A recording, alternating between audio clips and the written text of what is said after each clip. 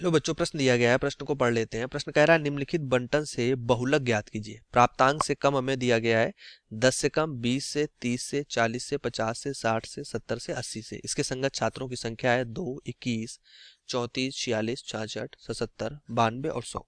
ये हमें यहाँ से प्रश्न में दी गई सारणी है, बंटन दिया गया है, इसका हमें बहुलक ज्ञात करना है। चलिए प्रश्न को हल करने से पहले यहाँ पर मुख्य अवधारणा देख लेते हैं। मुख्य अवधारणा, तो इस प्रश्न से संबंधित जो इसकी मुख्य अवधारणा बनती है, तो बहुलक का हमारे पास सूत्र होता है, बहुलक ये होता है L प्लस F1 माइनस हमारे पास होता है F0 बटे 2F1 F0 माइनस F2 और गुणे H। ठीक है, तो इसी मुख्य अवधारणा के आधार पर अपने प्रश्न को यहाँ पर हल करने वाले हैं। L हमारे पास क्या है, ये हमारे पास वर्ग अंतराल अगर देखें तो जो हमारे पास बहुलक वर्ग होता है उसकी निम्न सीमा होती है। ठीक है, F हमारे पास F0, ये सब बारंबारताएं हैं, F0, F1 और F2। ठीक है, इनकी बात हम करेंगे। और H, अगर हम H की बात करें तो ये हमारे पास क्या है, वर्ग अंतराल है। ठीक है, जैसे 50 से 40 के बीच का अगर अंतराल है तो मतलब उनके बीच का हमारे पास कितना अंतर है, तो हमारे पास 10 का अंतर है। तो इसी प्रकार ये वर्ग अंतराल है। तो यहाँ पर अब बात करें अगर प्रश्न में, तो सारणी बना लेते हैं पहले। प्राप्तांक हमें जो दिया गया है,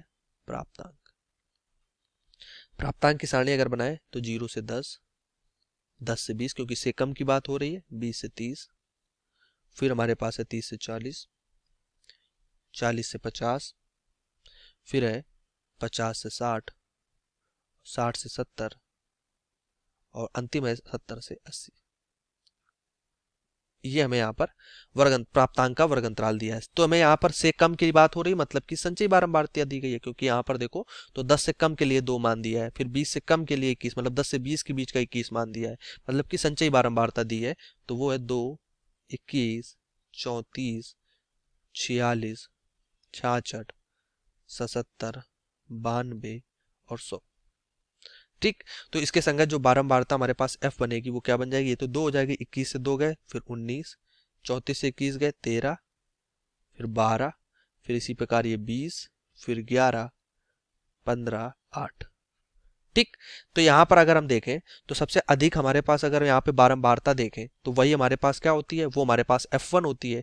वही F1 है तो हमारे पास 20 हो जाएगी यहाँ पर F1। ठीक, तो F1 हमारे पास कितना है, 20 के इक्वल है। ठीक, इसी के संगत जो हमारे पास बहुलक वर्ग होता है वो हमारे पास वही हमारे पास बहुलक वर्ग होता है जो हमारे पास इसके संगत वर्ग अंतराल होता है। तो बहुलक वर्ग क्या हो जाएगा, बहुलक वर्ग ये हो जाएगा हमारे पास 40 से 50, मतलब कि निम्न सीमा L जो है वो 40 है। F1 क्या होगी, F1 तो 20 है हमारे पास। अगर F0 की बात करें मतलब F1 से पूर्व की हमारे पास बारंबारता वो 12 है। और F2 क्या है, F1 के बाद की बारंबारता वो 11 है। ठीक, ये 11 हो गई, ये 12 हो गई, ये 20 हो गई। ठीक है, H हमारे पास अगर देखें तो या इनमें अंतर होता है, तो बहुलक वर्ग में अंतर कितना है, 10 का, तो 10 आ गया। अब हम सूत्र में अपने मान रखते हैं बहुलक के, तो यहाँ से बहुलक हमारे पास सूत्र जो है, इस सूत्र में अपने मान रख रहे हैं, तो ये हो जाएगा 40 L मतलब कि 20 माइनस का 12 और बटे में हो जाएगा 2 गुणे 20 माइनस 12 माइनस का 11 और गुणे में 10।